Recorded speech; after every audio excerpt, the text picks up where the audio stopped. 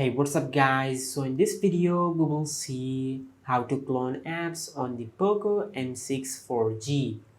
Now to do that, just open the settings app on your smartphone. Now from here just scroll down and tap on apps. Now from here just tap on dual apps and tap on create. Now from here just enable the toggle for the apps which you want to create a clone of. Just like that. Now just wait for a few seconds for your smartphone to create the clone of the apps which you have selected.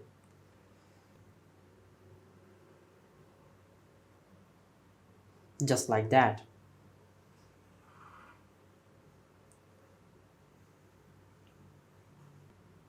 Now once you have done that, now if you go to your home screen and open the app drawer, you will find the apps which we have created a clone of. And as you can see, the cloned version has an icon at the bottom left corner to indicate that this is the cloned version of the original app. And this is how you can clone apps on the Poco M6 4G.